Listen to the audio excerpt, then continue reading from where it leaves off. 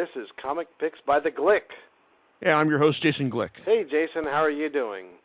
I'm all right, John. Yourself? Oh, I'm traveling on the road. That's the reason why I sound a little different. You're exactly where you were at the last time we did this recording. So, yeah, and I'm not on vacation. So, but we've managed to get this out anyway. So, that's really a good thing. So, yeah. I'll just say that it's a great deal colder here than it is where we come from. So yeah, and you're doing all this work for the good of our country, right? Yes, that's right. I'm doing it for the good of my pocketbook. I'm here for the paycheck, ladies and gentlemen. Okay? All right. So with that being said, do you know what you're going to have on tap tonight? Okay. Well, I know last time I was threatening to talk about all the titles that begin with D for my podcast, but then I figured, fuck it. I'm just going to pull mulligan and talk about Batman again because I've got two Bat titles in my review queue. One of which is just fine. The other one tries for something more ambitious, and it's like I guess it succeeds, but the way getting there, it's like I guess it could have been better served. So, all right. So basically, talking about the fourth volumes of Batman Detective Comics and Batman proper. Now, if you've been reading the site, you know that I've been kind of fine about James Tynion's run on Detective Comics. He's basically turned it into a team title. It's like, well, Batman is essentially the head. But you've also got Batwoman, Luke Fox, Batwing, now Azrael, Clayface, Cassandra Cain, Batgirl. And Tim Drake was on board for the first arc, but he's quote unquote dead. Spoiler is doing her own thing, as we'll find out again shortly. It's like you got this this team dynamic here, and it's been fine. It's some of the reviews I've read where it's been says, hey, this is the best X-Men type book. It's out there. It's no, it's not. But Volume 4 is actually pretty interesting in the sense that it's an Azrael-centric volume. Because for those of you who don't, if you have long memories, remember he's the guy who replaced Batman when his back was broken by Bane back in the 90s, and he was just Batman, but only really more violent, and so naturally he had to be taken back down so Batman could reclaim his title, and and status quo could be restored.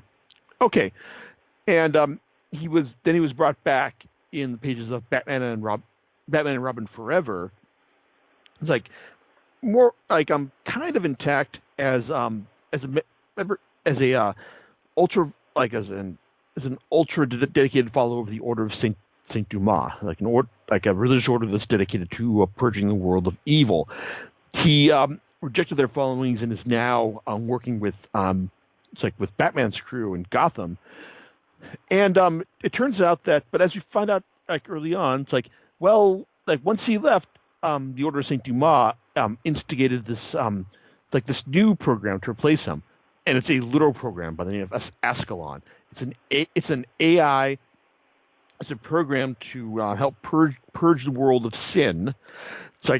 And so it's just this zealot AI. That's designed to that's intended Gotham to rid it of sin, and yeah, that's bad news for everyone who lives there, because we all know that how bad Gotham is. Compared to previous volumes in Tynion's run, it's this is I'd say this is definitely one of the better ones. I mean, it's not nearly as bad as Volume 2, where he decided, hey, you know what? Let's pick apart the underpinnings of the superhero genre. It's for dramatic tension. It's no, don't do that. It's maybe if I was 15, I could find such a premise radical, but are there really any 15-year-olds reading Batman comics these days? Maybe. But majority of Batman readers are just old, cynical bastards like me. So there you go. But this one actually does set up some good drama between the idea of this this zealot AI taking on Batman and his crew, and as well as Azrael's old psycho programming reasserting itself in the process. There's also a fun subplot building on the events of the previous volume, where Batman found out that his memory regarding the League of Shadows was wiped by Ra's al Ghul, that now he has to find defenses against new defense against magic in order to fight back against that. His first person he calls for that is none other than Zatanna Zatara. So we get some fun flashbacks showing their history together. It's and how it all culminates in in the idea that Zatanna's got this a magic device that will grant people the all the answers answers they seek.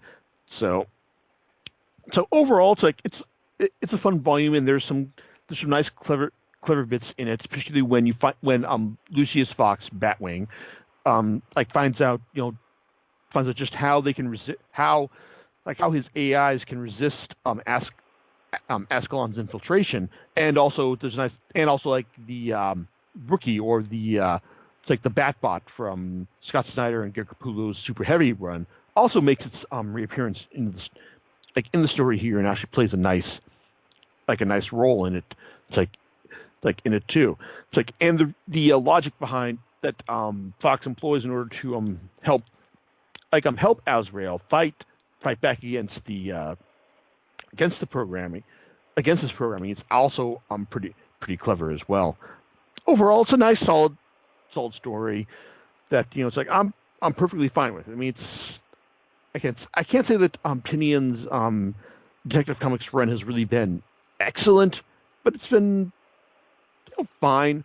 It's kind of like Batman comfort food as far as I'm concerned. I mean, if your standards for Batman, if you are exceptional, then you're probably going to be a little bit bored by this. Otherwise, if you like reading a good Batman comic that also doubles as a team book, this will do the job so far.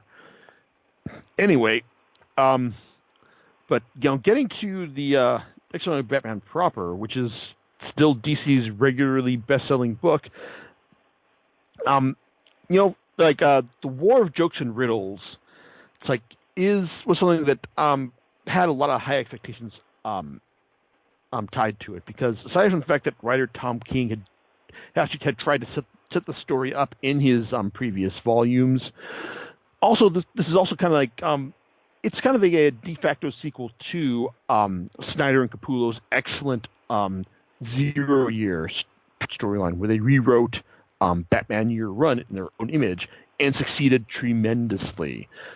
I mean, yeah, it's kind of disappointing that Batman Year One no longer exists in this current iteration of DC continuity, but when the replacement is 0 Year, it hurts a lot less, to be honest. But the War of Jokes and Riddles, as the name implies, focuses on a conflict between the Riddler and the Joker. Now, this takes place as I mentioned, very early in Batman's tenure. So you've got and both of these villains are at an impasse. The Riddler can't figure out Batman, and the Joker he can no longer laugh because Batman beats him at every turn. So when the Riddler goes to the Joker and proposes, we team up together to find him and take him out. It's and then you'll be able to laugh again, won't you? And the Joker's maybe, or maybe this will work, and then just shoots the Riddler in the gut. That sets off a war between them, as you would expect, and Gotham suffers mightily in the meantime. Now, the story does boast some strong individual issue writing from Tom King, because as he tells, the story is basically told in flashback as as Batman or Bruce Wayne is telling this to Selina Kyle, Catwoman. It's in the wake of his marriage proposal to her at the end of the previous volume. So he doesn't quite believe that he's worthy of someone falling in love with him, and he wants her to know like this one terrible thing he did, so that she'll know that his true measure. It's like, and would she accept him because of that?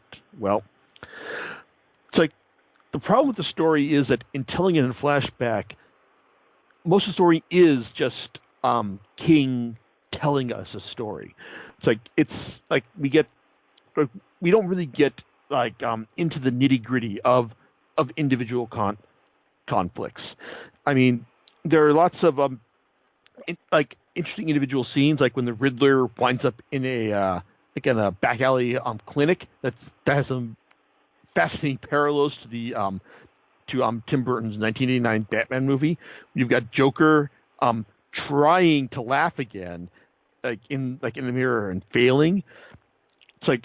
Or when he talks about getting Carmine Falcone's mom's teeth in order to make a smile on his desk after he's failed to kill the Riddler.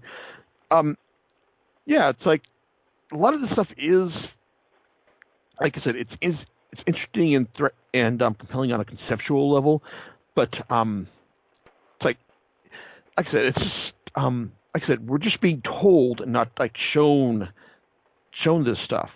It's like, man, it's like I mean, and like I said, it's kind of disappointing because there's good stuff throughout. The conflict moves along, but when it comes to scenes the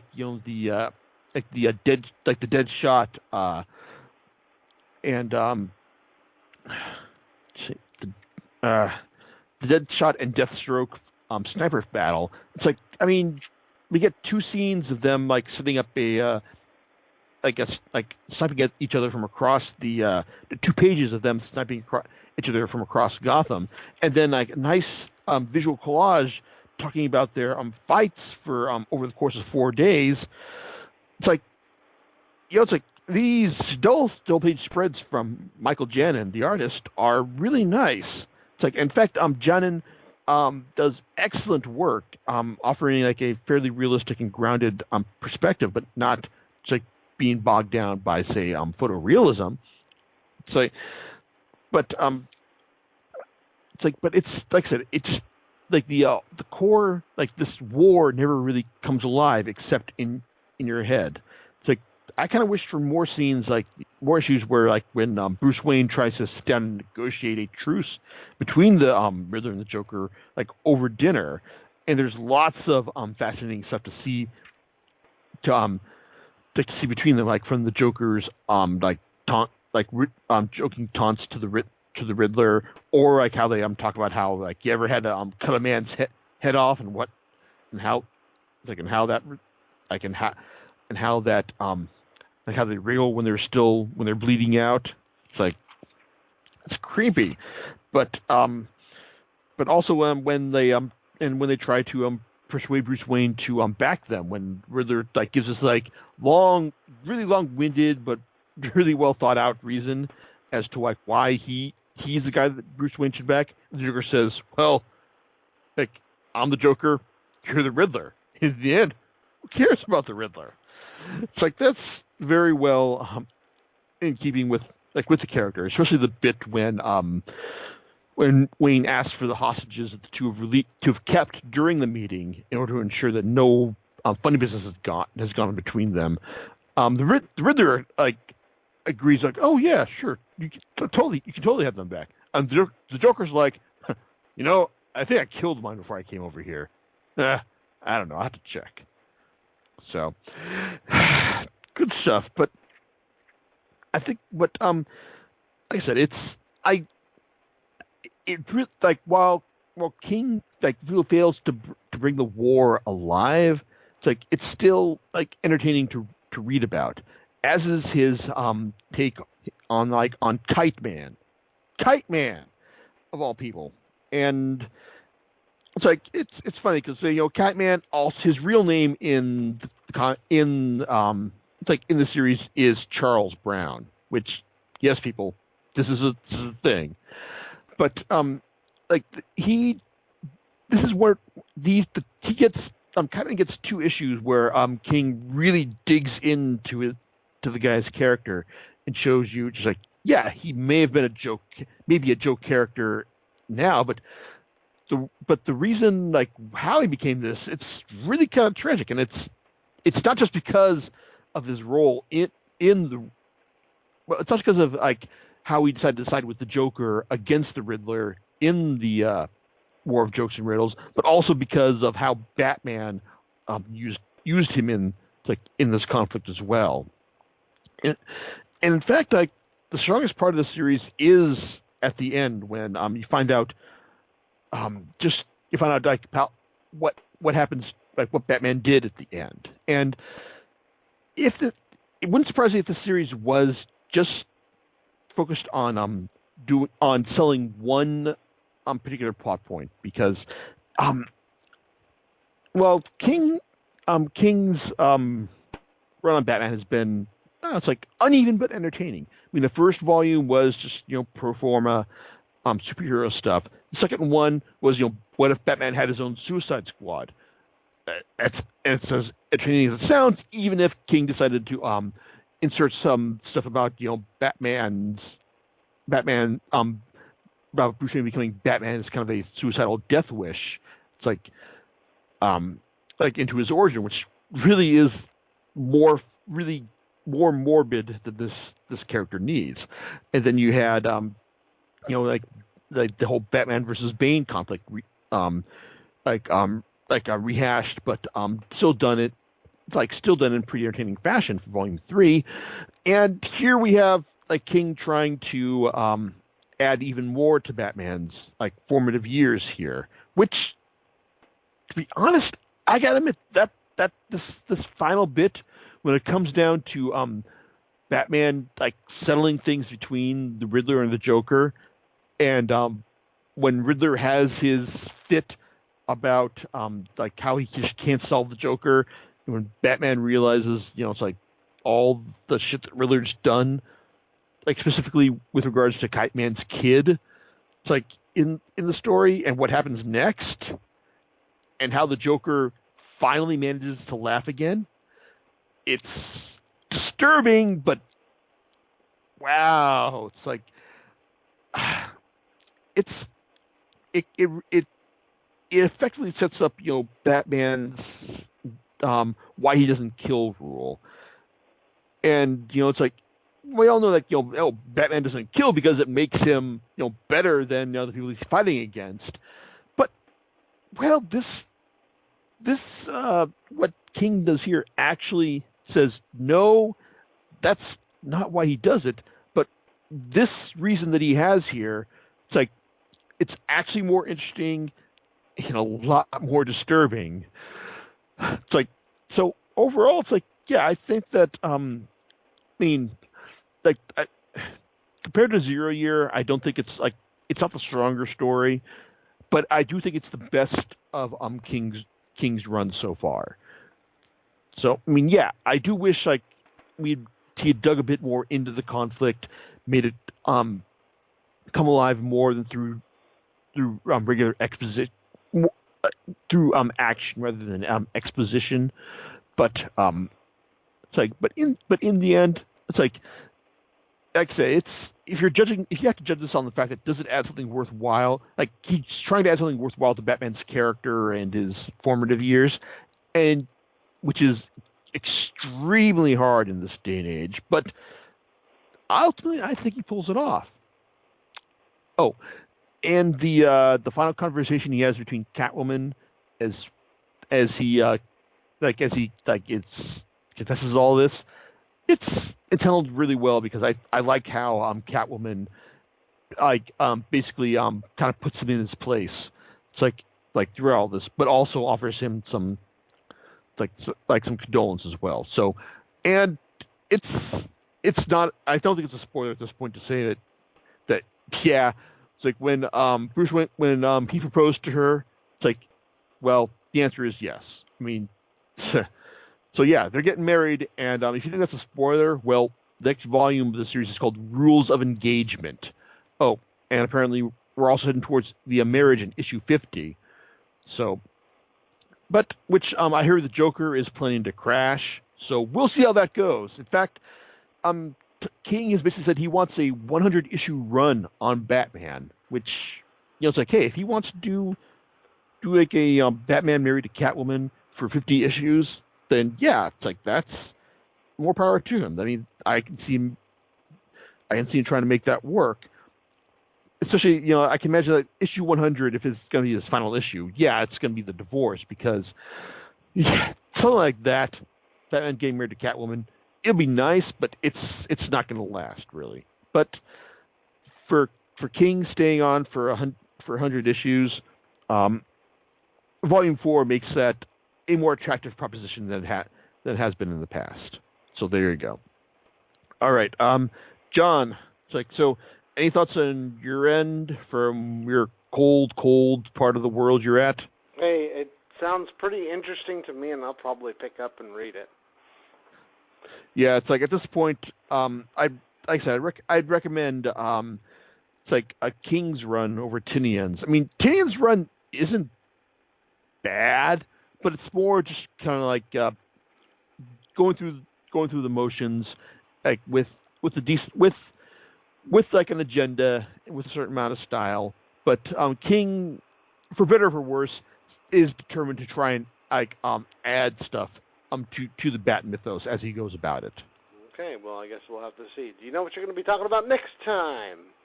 Well, I'm expecting to kick off the next podcast talking about how great the Black Panther movie was, and I'm probably talking, and assuming that I get like Comixology offers up the rest of Christopher Priest's run on Black Panther, it's like for sale. I'll probably be talking about his run, which is at this point in our timeline, the definitive run on the character so far. All right, we'll catch you next time on Comic Picks by the Glick. All right, laters. All right.